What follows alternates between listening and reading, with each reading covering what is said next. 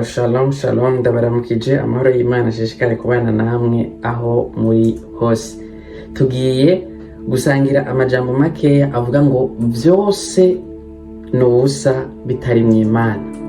Tugiye kwishimikiza amajambo dusanga mu gitabo c'umusiguzi igice cyaho ca mbere ku murongo wa 2 niho havuga ngo vyose nubusa.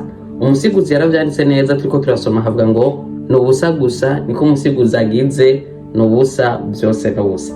Aya majambo umwami Salomo yayanditse afatiye kuri experience y'ubuzima yarahejeje kubamo. Ari mu bantu bagerageje kuronderera umunezero mu bintu by'isi.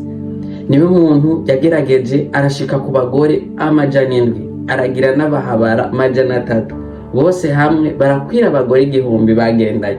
Aho hose yararonderera umunezero mu by'isi, ariko ntiyabishitseko.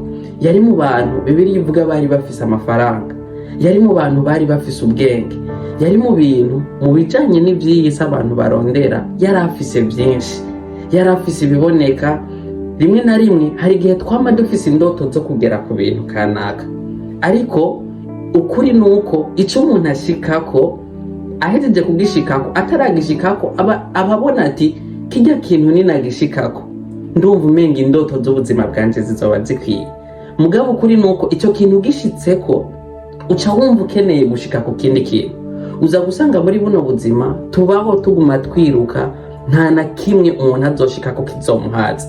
Aha rero umwami Salomo yari yarazungurutse arondera umunezero mu bintu byose, biza kurangira ariko aravuga ati nubwo nashitse kuri ibi ngirize experience zose, ndonka amafaranga ya nayo, ngira ubutunzi bwose, byose nubusa.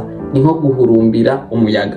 Kuronka amafaranga si bibi, gutera imbere ni vyiza, ariko vyose ndagomba ngo igihe cyose ubikora ubikoreshe kubaha Imana. Biraryoshe igihe ubutunzi bwawe, amafaranga, ivyo ufise byose biri mu Imana, ubikoreshwa no kubaha Imana. Byose bizokubera ubusa gusa, ntibishobora kuguha amahoro, ntibishobora kuguha umwidegemvyo. Urashobora kubironka ukabigumana agahinda, mugabo ufise Kristo uba ufise byose, uba ufise amahoro, uba ufise ubuzima. Niyo mpamvu ngaho umusiguzi yatubwiye ngo nubusa gusa, byose nubusa. Udafise Kristo byose nubusa. Ubuzima bwawe niwabwegurira Kristo Yesu akabuganza, uzoronka amahoro mu byo ukora byose. Imana ibahezagire cyane.